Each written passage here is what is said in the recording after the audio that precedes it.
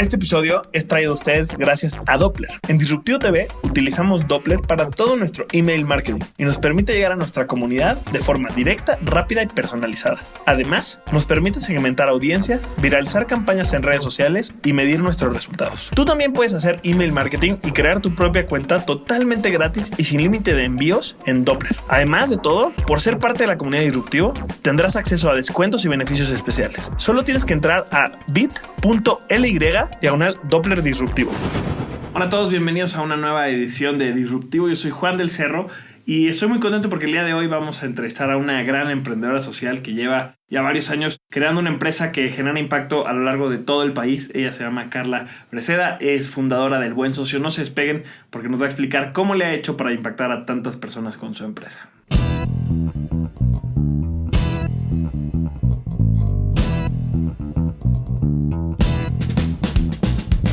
Hola Carla, ¿cómo estás? Muy bien, muchas gracias por invitarme. Oye, no, contento de que estés por acá porque desde hace mucho tiempo he oído mucho de ti. Tenemos muchas personas en común, amigos, emprendedores que han trabajado contigo, que han hecho cosas geniales, pero en realidad nosotros nunca, nos conocemos, nos hemos visto y demás, pero nunca habíamos hecho algo juntos, así que bueno, finalmente se nos hace que estés acá en la cabina para que nos cuentes del Buen Socio. Muy bien, feliz. Oye, pues, ¿qué te parece si empezamos desde el principio? Habrá muchas personas que nos estén escuchando ahorita que no conocen qué es el Buen Socio. Entonces, ¿qué te parece si nos cuentas desde ahí qué es lo que hacen ustedes como empresa? Ok, el Buen Socio nosotros nos definimos como una financiera ética porque lo que buscamos es ofrecer servicios financieros a pequeños productores y a emprendedores con impacto social y ambiental, sobre todo en el medio rural, que no tienen acceso al sistema financiero. Entonces ofrecemos créditos a la medida, esto es créditos flexibles, alineados a los flujos de efectivo, con tasas de interés decentes, con garantías flexibles y sobre todo nuestro principal esquema de mitigante de riesgo es el capital social. Para los que saben un poco de las microfinanzas se basan en el capital social que se forma entre un grupo de acreditados y entonces tú no conoces a los acreditados como institución financiera, pero sabes que entre ellos se conocen y como les prestas condicionado a que el otro pague por ti si tú no pagas, pues confías en ese capital social que se forma. Nosotros lo que hacemos es tomamos el capital social que se forma entre ONGs y organizaciones de campo que desarrollan proyectos productivos, proyectos emprendedores. Después de un rato conocen a estos grupos y saben quién cumple y quién no cumple. Y de ahí nosotros elegimos a ciertos proyectos para financiarlos y que crezcan y pasen de ser de un proyecto productivo a ya ser pues un negocio. Un negocio.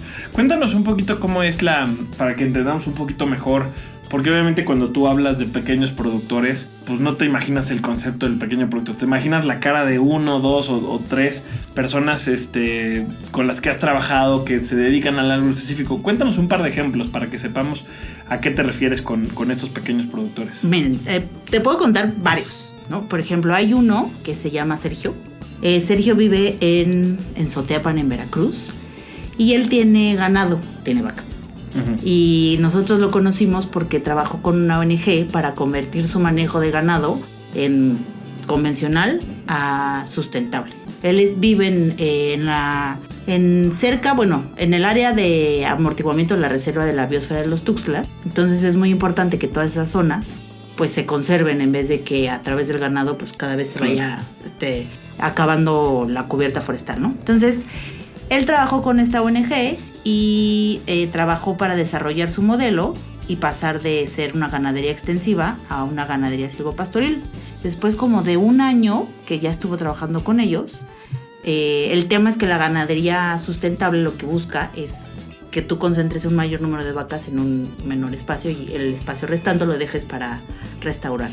Entonces, una vez que capacitas a las personas y que les ayudas a poner una cerca y etcétera, pues lo que necesitan es vacas.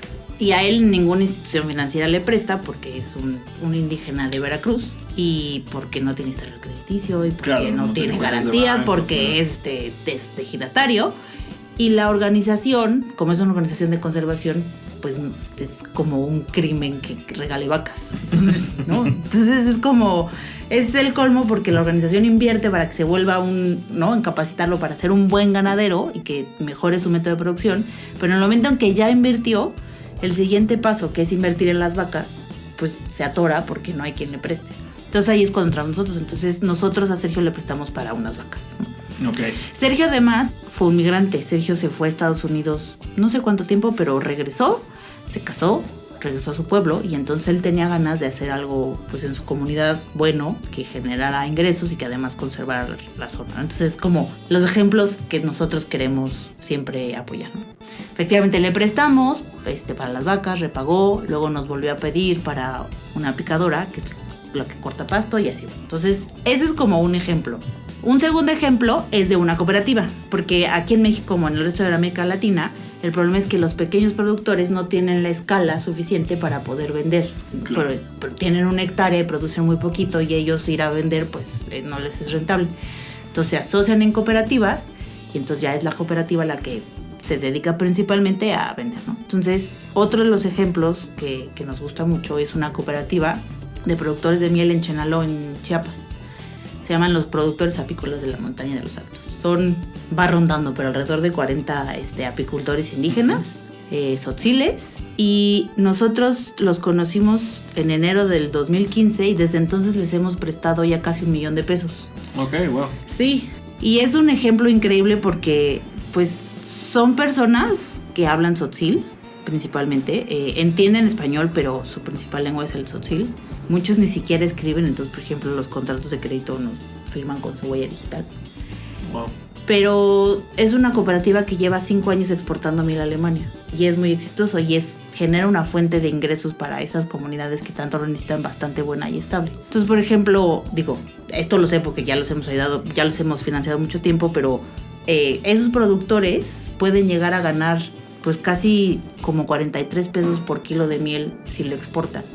Okay. Y si lo exportan bajo comercio justo y certificación orgánica. Entonces eso es a lo que nosotros buscamos apoyar. Entonces te digo, a ellos los hemos financiado este fue el 4º año que los financiamos, siempre nos han pagado, ya es más de $1 millón lo que les hemos prestado para tener el dinero suficiente para aguantar los 6 meses que toma juntar toda la miel y exportarla. Les hemos prestado para tener más colmenas, les hemos prestado para mover sus colmenas a zonas más productivas, y entonces pues esos son como los dos extremos, ¿no? Una cooperativa y una persona. A veces también tenemos grupos o empresas chiquitas como de 3-4 personas que se juntan para pues empezar a hacer algo. Por ejemplo, tenemos productores de carbón vegetal, tenemos, ¿qué otra cosa así chiquilla? Miel un poco más chica, pero pues esos son como tenemos productores de pepino, pescadores. Excelente. que además está interesante porque pues, es todo un espectro de personas que están desarrollando sus propias fuentes de ingresos, sus propias fuentes de negocio, pero no tienen acceso a ningún otro tipo de servicios financieros y que sin eso pues simplemente no pueden crecer. Exacto, y además en México coincide que las zonas con el mayor valor ambiental para nuestro país también son lugares muy marginados, con las menores oportunidades de ingreso y con las mayores incidencias de pobreza. Entonces, si nosotros encontramos formas de generar ingreso ahí, que la gente se quede ahí, que además sea de métodos que conserven los recursos naturales, pues es como un gana-gana para ellos, para nosotros y para el país. Sí, es un círculo virtuoso muy interesante, sí. ¿No? Que justo te iba a preguntar eso. ¿Ustedes específicamente se enfocan en personas y en cooperativas y en organizaciones que tengan algún método amigable con el medio ambiente, enfocado en temas de conservación, o fue casualidad estos ejemplos? No, nosotros son 2 requisitos. Uh-huh. Tienen que tener impacto ambiental, okay, o social, ¿no? Porque, por ejemplo, si hablamos de mujeres emprendedoras en zonas rurales, pues cualquier mujer que quiera tener un negocio en el medio rural, claro, genera impacto, ¿no? Entonces esos, aunque de todos modos tratamos de decirle, oye, pues trata de reducir tu huella, ¿no?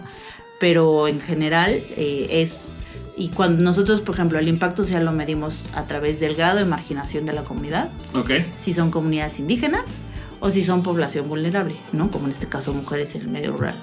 Te quisiera preguntar un poco sobre el formato que tienen de trabajo ustedes, que llegan a las comunidades y a los productores a través de otras organizaciones. Te lo pregunto porque creo que una de las cosas más interesantes y como una de las grandes interrogantes que tienen muchos emprendedores es, bueno, a ver, ya tengo mi proyecto o estoy desarrollando un proyecto, tengo una idea, no sé qué. ¿Cómo me acerco a una comunidad? ¿Cómo me acerco a un grupo vulnerable? ¿Cómo me acerco a productores o a personas de la tercera edad como para poder implementar esto o validar lo que estoy trabajando? ¿Cómo ha sido tu experiencia en ese sentido? O sea, ¿todo lo hacen a través de estas organizaciones y estos vínculos o también ustedes han trabajado directamente con poblaciones? ¿Y cuál ha sido su experiencia? No, nosotros siempre trabajamos en alianza con organizaciones y yo les recomendaría a todos los que quieran hacer trabajo comunitario que a menos de que lo que quieren hacer sea trabajo comunitario y hacer trabajo de base y desarrollar trabajo con la comunidad, en realidad tienen que trabajar en alianza, porque la formación de capital social con las comunidades es tardadísima. Es muy tardada, es costosa porque pues, todo lo que toma tiempo cuesta, y además sí se requiere tener cierto expertise. Entonces es algo que creo que no se valora, o sea, no se le da el valor que realmente tiene, pero sí es bien importante, ¿no? Entonces, siendo emprendedores sociales, creo que nadie lo debería de como descontar. Pero fíjate que me gusta mucho este punto, creo que nunca lo habíamos, bueno, es difícil acordarse de 4 años del programa, pero creo que en realidad nunca habíamos tocado este punto como tal. Y me parece súper interesante porque yo creo que muchos emprendedores y emprendedoras sí se ven solos llegando a la comunidad y llevándoles sus paneles solares o llevándoles su carne de conejo o lo que sea que están generando y vendiendo y desarrollando. Y pues claro, es costosísimo y es bien difícil. Y por otro lado tenemos un montón de organizaciones de la sociedad civil que están trabajando con comunidades y que no pueden resolver todo, ¿no? O sea, yo me acuerdo mucho del trabajo de Techo, que yo estuve ahí un montón de años y justamente de ahí surgió Social Lab, ¿no? La incubadora que ahora tengo de esta idea de decir, a ver, pues sí, Techo construye casas y hace otro tipo de proyectos, pero hay un montón de problemáticas en la comunidad que no podemos resolver. Entonces, como que ahorita lo estamos viendo desde el punto de vista del emprendedor que lleva el servicio, que está ofreciendo algo, pero desde el otro punto de vista, pues también las organizaciones necesitan todo el tiempo alianzas con otras personas y con otras empresas, en este caso, que ofrezcan los servicios que cubren esas necesidades que ellos no. Entonces, como que hay un fit muy interesante. Justo la semana pasada estaba hablando en un evento que se llama FITS, con organizaciones de la sociedad civil, y justamente antes, yo cuando empezaba a meterme, cuando salí de las organizaciones sin fines de lucro y me metí al mundo del emprendimiento social, como que lo veía más en un choque y ahora cada vez lo veo como algo más integrado y creo que esto que dices tú es bastante interesante. Claro, además yo creo que a lo mejor, o sea, luego cuesta trabajo como que la gente se imagine, no como que tú dices, oye, es que lo que yo tengo está increíble, le quiero vender a un precio 5 veces más barato que lo que hoy paga un recolector de agua de lluvia. Y le va a dar mucho mejor servicio que el que tiene ahora, pero implica que tiene que pagar. Claro. Entonces, las comunidades a las que nos enfocamos como emprendedores sociales, pues son comunidades que tienen problemas sociales. Entonces, normalmente están acostumbrados o tienen la experiencia de personas que los han querido engañar. Funcionarios de gobierno que por cualquier apoyo les piden mordida, que les prometen cosas y no se los dan, que llegan proyectistas para bajar apoyos y lo único que les piden es dinero. Entonces, en realidad, están llenos de malas experiencias. Entonces, es normal que no van a confiar con cualquiera que aparezca diciéndole, pues dame tu dinero y te prometo esto. Es más, o ven a mis capacitaciones. Otro error, por ejemplo, muy común es que asumimos que en las comunidades todo el mundo tiene tiempo disponible, ¿no? Y entonces, si tú vas a llegar a ofrecer una capacitación de 5 horas, ¿por qué no la van a tomar? O sea, nuestra visión es, pero si se las estoy regalando, ¿por qué no va a dedicar 5 horas? Pues porque lo más valioso que tienen es su tiempo, igual que nosotros. Claro. No, hay más ahí cuando ganas por hora o vives, claro, o sea, te pagan por cuando día, eres jornalero te pagan por día. Claro. Y vives al día, entonces así como nuestra visión de, pero, o sea, son 5 horas y vas a aprender muchísimo. Uno, ojalá se aprendan mucho, y 2, son 5 horas que implican dejar de producir. Está muy interesante este modelo y esta parte de vinculación. Creo que podemos aprender mucho del trabajo que han hecho ustedes en ese sentido. Oye, Carla, cambiando un poquito el tema, fíjate, ahorita estaba pensando qué curioso, creo que es la primera vez, o quizá la segunda, lo mucho, que hablamos específicamente del tema de microfinanzas en el programa. Digo curioso porque pues todo el movimiento de las empresas sociales nace a partir de las microfinanzas. Justamente hace poco ya admití que tenía que haberlo hecho hace muchos más años, pero acabo de terminar de leer el libro de El banquero de los pobres, no lo había leído. Ahí está. Acá lo tengo aquí atrás justo. Y platicaba un poco acerca del libro y platicaba un poco acerca de microfinanzas en nuestras cuentas de Instagram y de Facebook y demás. Pero en realidad hemos explorado muy poco cómo está el sector de las microfinanzas en México. Entonces, o sea, como que me encantaría preguntarte un poquito... Tú ya llevas varios años trabajando, no te pregunté cuándo empezaste con El Buen Socio, pero ya varios años trabajando en esto. ¿Cómo ves ese sector en México? Porque pareciera que hay un par de empresas gigantescas que hacen ya micropréstamos y microcréditos, y hay gente que no le gusta nada porque cobran tasas muy altas, hay gente que las valora muchísimo porque ofrecen, ¿no? Pero me encantaría escuchar tu perspectiva. O sea, ¿cómo ves tú el sector? ¿Cómo ves? ¿Hay oportunidades además del Buen Socio? ¿Hay otro? Si hay una industria de microfinanzas en México, ¿hay cada vez más acceso o no? ¿Siguen siendo casos, o sea, lo tuyo sigue siendo uno de estos casos raros todavía que existen allá afuera? ¿Cómo está? Pues mira, yo te voy a dar un dato para que veas. Ajá. En México, en el medio rural, solo el 19% de los adultos tienen acceso a un crédito formal. Ok. Entonces... Sigue faltando muchísimo. Sigue faltando muchísimo, ¿no? Entonces... Inclusive a los que les llegan los microcréditos tienen una limitante enorme. Los microcréditos están súper estructurados, es un muy buen negocio, pero los microcréditos son montos fijos, pagos fijos, con tasas altas. Pero lo más grave, la gente critica mucho las tasas, sí son muy altas, pero desde un punto de vista de como si tú quieres emprender y quieres obtener un crédito para una actividad productiva, lo más grave de los microcréditos es que el monto es limitado, es chiquito, y sobre todo tienes que hacer pagos semanales. En el medio rural... Sí, una inversión te puede tomar 2 años. Claro, o por lo menos la cosecha más rápido a lo mejor te da mes y medio. Entonces, en el transcurso... ya tuviste que haber hecho por lo menos 3 pagos. ¿Y de dónde vas a sacar? Pues sacas de otro lado. Entonces, fomenta el tomar microcréditos para actividades productivas en el medio rural, lo que fomenta es el sobreendeudamiento. Entonces, los microcréditos no son la solución al problema de la inclusión financiera para actividades productivas en el medio rural. Y la verdad es que ya hay muchos estudios al respecto. O sea, los microcréditos son una excelente herramienta para suavizar el consumo de las familias, ¿no? Sobre todo que muchos del ingreso de las familias en medio rural es fluctuante, seasonal, pero eso es en inglés, pero estacional, ¿no? Entonces, los microcréditos les ayudan a suavizar el consumo a lo largo del año. Okay. Pero no es una herramienta para financiar actividades productivas. Ok. Ah, mira, qué interesante. Y entonces ustedes adaptan a otros tipos de instrumentos que sí sean adecuados. Sí, por ejemplo, nosotros siempre lo mismo. ¿Y qué productos de crédito tienen? No tenemos. Ok. O sea, no hay productos de crédito, no tenemos sucursales, y más bien nosotros lo que hacemos es el crédito se adecua a las necesidades del proyecto y no viceversa. Ok, mira, qué interesante. Normalmente, ¿cómo funciona? O sea, los créditos se pagan perdón, no los créditos.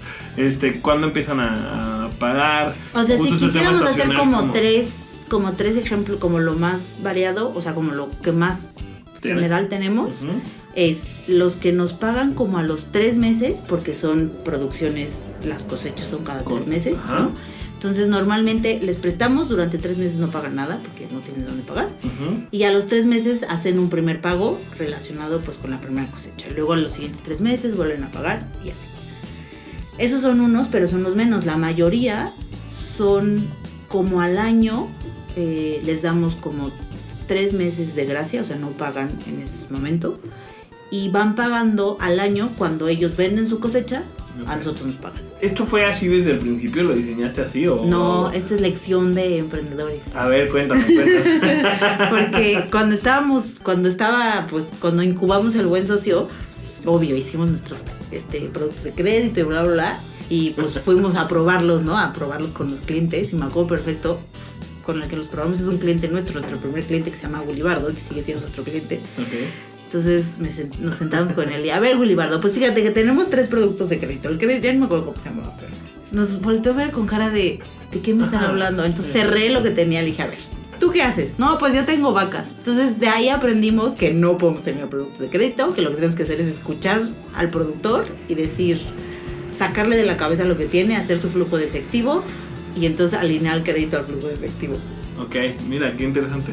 Pues eso es parte, esa es una, creo que de las lecciones más importantes que siempre pues nosotros repetimos y que compartimos, ¿no? Creo que hay mucha gente que se sienta horas y días y meses a diseñar y a pensar y claro, cualquiera puede hacer que un proyecto funcione en un Excel. En Excel, ¿no? Todo el mundo es millonario. Claro, en tu universidad o en tus oficinas. Pero ahora que sales a la comunidad, tiras todo para afuera y empiezas desde cero prácticamente. Exactamente. Mira, qué interesante. ¿Cuántos años, Carla, les ha tomado como ir produciendo este Casi modelo? 5 años. 5 años. Sí. Okay. Esa es otra cosa, que yo creo que en el tema con la influencia de los startups y Silicon Valley y Uber y todas estas cosas, creemos que el emprendimiento social va a ser igual de rápido que los emprendimientos de tecnología o los emprendimientos normales. Y no es cierto, porque los emprendimientos sociales lo que buscan es solucionar problemas que llevan años. Entonces, pues es un poco ilógico pensar que en un año vas a solucionar el problema. Claro. No, y que incluso una sola solución va a resolver. Y que una sola solución va a resolver, ¿no?, todo. O sea, yo creo que esa es una lección bien importante que, por ejemplo, yo aprendí trabajando en comunidad varios años, que uno cree que al resolver no sé cómo llamarlo, un agujerito de la presa, ya arreglaste se va a todo el dejar de ir problema. el agua, ¿no? Y cuando estamos hablando de que, pues, por ejemplo, si hablamos de pobreza, ¿no? En tu caso, en pobreza en el sector rural, pues hay un montón de temas sistémicos y que incluso, por ejemplo, mejorando los ingresos, pues todavía va a seguir habiendo otro montón de broncas alrededor, pero está bien, o sea, como emprendedores sociales, pues tenemos que entender claro eso, ¿no? Que por más que, pues sí, quizá tú ayudas a que mejoren los ingresos, pero sigue habiendo alrededor toda una serie de problemáticas. Y eso creo que nos tiene que dar, por un lado, un montón de humildad y decir, bueno, yo me enfoco en esto, pero por otro lado, pues nos tiene que impulsar, como decías, a generar alianzas, a generar vinculaciones para que se puedan ir resolviendo otro tipo de problemáticas y se mejore la calidad de vida de las personas con las que se trabaja, ¿no? Ninguna sola empresa va a poder resolver eso. Y me encanta también lo que mencionas del tema del tiempo y esta comparación con esta cultura Silicon Valleyesca. Fíjate que a mí, nosotros incluso ahora que levantamos capital, me encontré con varias personas que muy enfocadas al éxito, ¿no? Y cuándo vas a vender la empresa.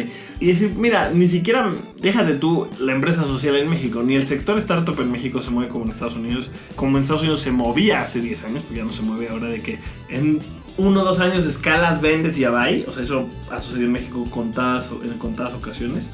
Y más en el sector de las empresas sociales, pues las soluciones tienen que ser sistémicas y a largo plazo, y por ende los modelos de negocio van a tardar mucho en escalar y en crecer. Entonces sí creo que el emprendedor que esté tratando de crear una empresa social con el objetivo de venderla a los 2 o 3 años y se va a llevar muchos aprendizajes en el camino, ¿no? ¿Cómo has visto tú? Me encantaría como que nos platicaras, por ejemplo, cualquiera que haya leído el libro del banquero de los pobres, o cualquiera que conozca un poco los conceptos de las microfinanzas y todo este movimiento, pues quizá, o sea, como que entendemos muy claramente cómo empieza, ¿no? Pero yo siempre me pregunto, o sea, como que yo siempre tengo esta curiosidad de, bueno, a ver, Yunus empezó hace 30 años con este modelo, pero ¿qué pasó 30 años después? ¿No? O sea, ¿cómo ha sido la evolución de las personas? Dejaron de necesitar los créditos, pero eso no está escrito en ningún lado. Es como que me encantaría, tú no llevas 30 años, llevas 5, pero en esos 5 años, no sé si nos puedas decir como la comparación de alguien con quien empezaste, no puedo repetir el nombre de Willy Bardo, que fue tu primer cliente, pero, por ejemplo, ¿cómo fue su desarrollo? O sea, ¿cómo empezaste con él? ¿Le empezaste a prestar dinero para sus vacas? Y hoy, ¿cómo está su ingreso? ¿Cómo mejoró? Pero también, ¿cómo está su vida alrededor de esto que decíamos, de estas soluciones que quizá no son tan sistémicas? ¿Cómo ha sido su experiencia? Por ejemplo, volviendo al tema de Willy Bardo, cuando nosotros le prestamos para vacas. Y entonces le prestamos el primer crédito, lo pagó. Willy Bardo, además de tener las vacas, tiene una carnicería, es el carnicero del pueblo. Okay. Entonces, toda la cadena de producción. Sí, exacto, maneja toda la cadena de producción, que es algo rarísimo. Okay. Pero, por ejemplo, cuando le prestamos solo para comprar vacas, engordarlas y eventualmente venderlas en su carnicería. Y después de que le prestamos, dijo, ahora no nada más quiero engordarlas, sino quiero yo criar vacas. Y entonces escaló en la cadena de producción. Escaló hacia abajo, pero nada más de engordar, ahora ya también cría vacas. Ok. Y entre ese medio, entre esos 2 créditos, porque luego le prestamos para otro, como le fue tan bien, lo que hizo es que puso un carrito. Y entonces puso como una carnicería móvil, y entonces iba a vender carne a los otros pueblitos de por ahí, ¿no? Okay. Entonces, el punto es que toma tiempo. A Willy Bardo le prestamos en diciembre de 2013. Ok. Y ahorita sigue pagando su tercer crédito. Ok. Pero es cuando te das cuenta, ¿no? Y el otro día hablé con Willy Bardo. Willy Bardo, ya te atrasaste. Ay, es que estoy construyendo una casa nueva. Entonces son de esas cosas, o sea, a la gente, como sobre todo a los inversionistas de impacto, les encantan las métricas y que uno pudiera medir todo eso. Es carísimo, ¿no? ¿Sabes? Ajá. Nosotros como medimos el impacto es, pidió un crédito, lo repagó y lo usó para lo que lo tenía que usar y nos volvió a pedir otro y es para lo mismo o está escalando. El siguiente paso. Es el siguiente, de un siguiente paso, ¿no? Digo, las empresas más grandes del mundo siempre tienen deuda, entonces... O sea, pensar que algún día nuestros clientes no van a necesitar crédito, pues es un poco ilógico. Uh-huh. Pero nosotros nos vemos como la primera entrada de nuestros clientes al sistema financiero. Ya. A veces nos cuesta un poco de trabajo, ¿no? Soltarlos. Decir, oh, ya se fue con el banco, pero o sea, es como nos tenemos que así nos. Pero es un éxito, exacto, claro. O sea, duele, como, pero. Pues como que se gradúen tus alumnos, se van a la universidad. Sí, exacto, ¿sabes? Pero tú lo llevaste de la mano, le prestaste cuando nadie más le prestaba y ahora sí, ay, pues ¿qué creen? Es que ya me están ofreciendo. Pues sí, ya sé, ahora ya te están ofreciendo un buen crédito. Está bien. Ah, qué interesante. Pero sí, o sea, es un éxito, pero pues duele y le duele a los números también, ¿verdad? Oye, pero mira, qué padre como la historia de Willy Bardo. Que, o sea, creció el negocio en cuanto a que empezó a criar vacas, entonces empezó a tener otras fuentes de ingresos, ¿no? Asumo. Pero también empezó a tener otras fuentes de venta, o sea, un segundo punto de venta. Parecería poco, pero pues es el crecimiento casi del 100% del negocio, ¿no? Si te va bien. Entonces, muchos emprendedores, no en comunidades rurales no llegan a ese punto. Entonces, claro, ya se construyó su propia casa. O sea, como que definitivamente creo que son estas cositas que era un poquito lo que quería escuchar, ¿no? Porque, claro, como pasar allá de esta idea del microcrédito para el consumo, pero cuando dejas de depender de ese microcrédito, cómo se ve tu vida 5 años después. Uh-huh. Y bueno, me encantaría que platiquemos en 5 o 10 años más, para que veamos cómo se ve la vida de Willy Bardo, que quizá ahora pues todos le compraremos la carne en el súper, yo qué sé, ¿no? Pero está muy interesante como ir conociendo esto para pasar más allá de pues lo que hago, sino cómo se ven las cosas 5, 6, 7 años después de la vida de las personas. Así es. Oye, Carla, la gente que te escucha y que dice, no, bueno, a ver, pues es que Carla ya tiene un montón de socios y lleva 5 años. Quizá a veces se le puede olvidar que también empezaste como todos los que estamos empezando ahorita y que también metiste la pata. Entonces, siempre tenemos buenas historias de cuando íbamos empezando y la regábamos. ¿Qué te pasó a ti? ¿Qué te pasaba cuando ibas empezando con el buen socio hace ya casi 5 años? Pues mira, lo primero que me pasó es que yo trabajaba en el gobierno, entonces me salí porque dije, ya estoy harta, yo leí de emprendimiento social y dije, seguro lo puedo hacer, claro. Ya estoy harta de estar aquí en el gobierno haciendo la nalga y haciendo presentaciones que no llegan a nada y entonces me animé y lo hice yo sola, ¿no? Muy bien. Pero el primer error que cometí es que yo pensaba que así como en el gobierno levantaba el teléfono y había oficinas en toda la república y había 500 personas en la institución que podía contar con ellos, pues cuando empecé yo sola, estaba en mi casa con mi computadora. Entonces me la viví en pijama. Muy bien. Y entonces me acuerdo que llegaba mi marido a comer y yo seguía en pijama. Y decía, ay, no, esto está fatal. O sea, ya cuando llegaba mi marido a cenar y yo seguía en pijama, dije, esto tiene que cambiar. Algo está pasando, no lo estoy haciendo bien. Entonces volví a la escuela. Ok. Sí, me fui a hacer un diplomado de creación y crecimiento de empresas, porque dije, a ver, quiero poner una empresa y en mi vida he tenido una, ¿no? Entonces fui a tomar un diplomado y ya, entonces aprendí todo lo que, bueno, no todo, pero pues ya aprendí que había que llevar contabilidad y de esas cosas que uno no sabía, ¿no? Y entonces, bueno, yo creo que mi primer error fue pensar que como yo trabajaba en un lugar donde había mucha gente y que todo el mundo, al final de cuentas, todo estaba resuelto, uh-huh, y tú te encargabas de tu propia parte, pues cuando ya lo haces tú te tienes que encargarte todo, desde que esté limpia la oficina. Literal, nosotros todos los viernes en la tarde me quedo yo y como nos acabamos de mudar, le sigo montando un poquito y decorando otro poquito y barriendo, o sea, that's life. Claro, sí, de ir al Home Depot y comprar tus mesas y o sea, de eso uno no se salva, o sea, no sé, habrá gente que tiene mucho dinero o aunque tengas mucho dinero, o sea, no te vas a gastar dinero en muebles. Claro. ¿No? Claro. Usas en algún momento nosotros en la oficina, tengo una foto en que estábamos en el baño porque... Yo me acuerdo en las oficinas del techo había un punto que ya éramos tantos que me tocó tomar Skypes en el baño, por supuesto. Es una silla más. Sí, pues nosotros igual de repente la mesa no quedó de otra más que meterla al baño porque no me acuerdo si estaban pintando o qué pasó. O sea, nuestro pobre primer analista Fed, yo creo que movió esa mesa como 5 veces de cuartos y así. Oye, entonces bueno, eso fue cuando empezaste. Y mira, me gusta esta idea, como dices, pues mira, me di cuenta que necesitaba formarme, que necesitaba aprender un poquito más, ¿no? Yo trato cada año de meterme a estudiar algo diferente, en porciones pequeñas, porque aunque me encantaría en algún momento echarme un máster o algo más denso, ahorita no es el momento.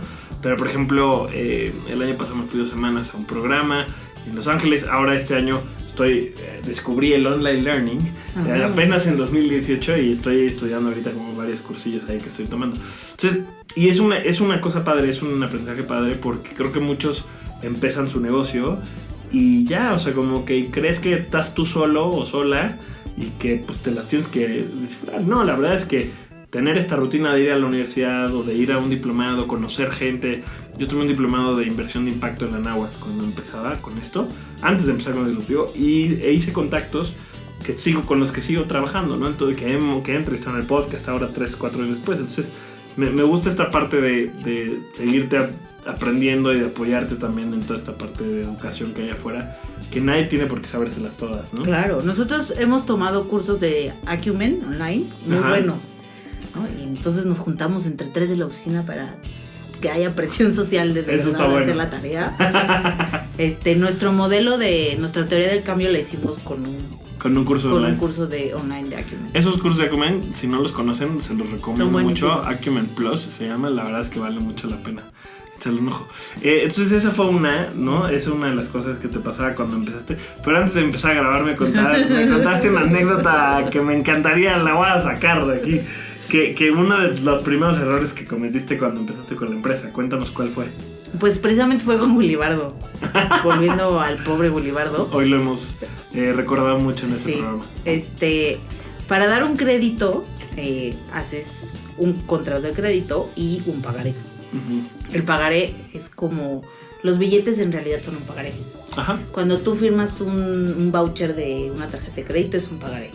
Legalmente te estás obligando a pagarle a alguien en el futuro una cantidad de dinero, ¿no? Uh-huh. Entonces, lo más importante en un crédito es el pagaré, ¿no? O sea, el pagaré, o sea, tú puedes llegar con un pagaré, aunque los vendan en la papelería, es algo que legalmente que el sistema judicial lo respeta y que quiere decir que alguien te debe. Y tú tienes el derecho, hasta que te pague, de cobrar, ¿no? Pues el primer crédito, el de Gulibardo, así hicimos el estudio de crédito, el contrato, lo revisamos, bla, bla, bla, le mandé el contrato.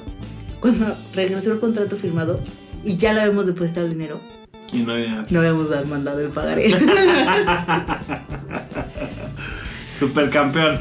Sí, no, muy bien. Lo bueno es que Gulibardo es una persona muy decente y entonces le mandamos su pagaré y lo aceptó, muy bien.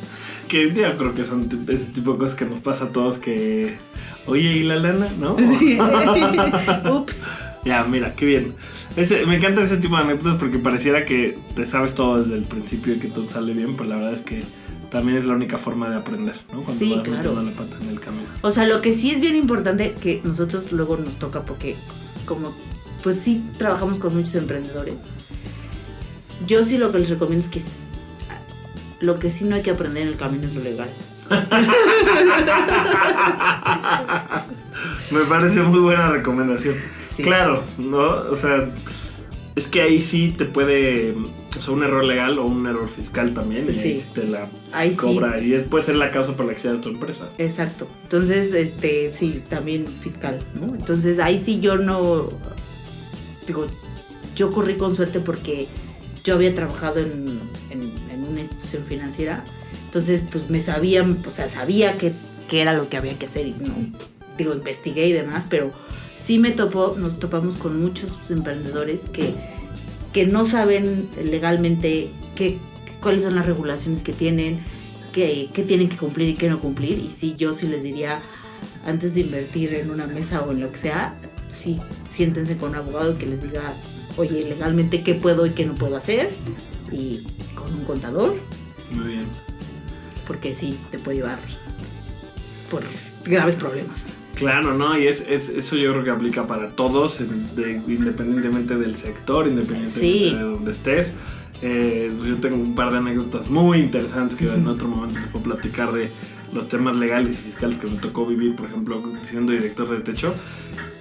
Sobre todo en el sector social, no sé si específicamente las empresas sociales, pero en el sector social en general, por ejemplo, pasa mucho en las fundaciones que pues casi todo lo que tratas de conseguir pro bono siempre. Incluso hay despachos de abogados y despachos de contadores que le dan muchos descuentos a los emprendedores, ¿no? Que está chido, pero yo la verdad es que sí me di cuenta, recién entré como director por un par de cosas que pasaron en Techo, que si en algo teníamos que gastar era en un despacho de contadores y en un despacho de abogados, porque por justamente tener las cosas pro bono durante un tiempo y no saber nosotros cómo se hacían, perdimos la donataria autorizada, eso nos costó como el donativo de 300 casas que han de haber sido como 9 millones de pesos, o sea, sí. Horrible, ¿no? Entonces, creo que es un muy buen consejo con el que nos dejas desde el principio, ¿no? Desde que estás empezando, acércate a unos abogados, acércate a unos contadores. Nosotros en Disruptivo siempre estamos platicando y promoviendo con un par de despachos ahí que son muy startup friendly, entonces ahí como que les recomiendo que se echen un clavado a la página.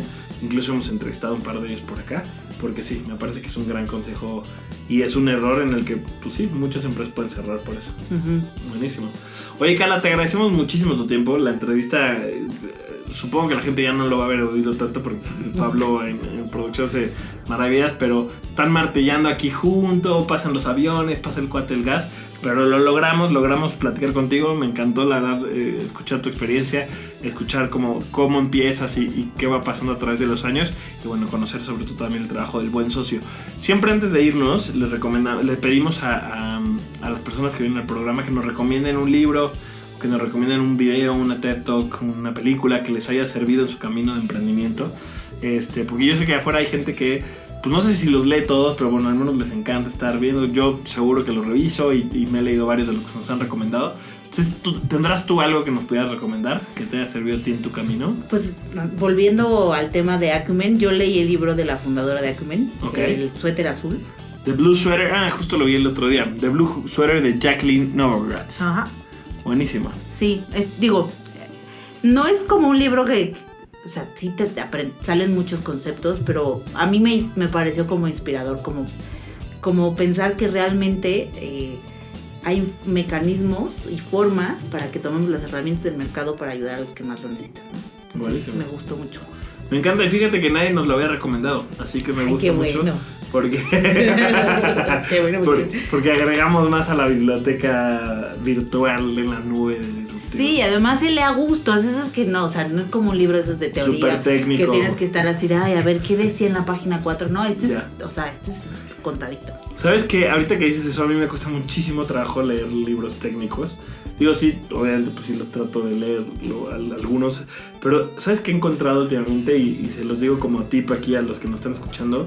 Yo sé que pues quizá me doy la torre porque en lugar de oír el podcast van a estar escuchando audiolibros, pero la verdad es que no sabes lo bien que me han caído los audiolibros, justamente para, no libros como The Blue Sweater, ese pues se antoja leerlo más por lo que nos platicas, pero justamente para libros más difíciles o más densos.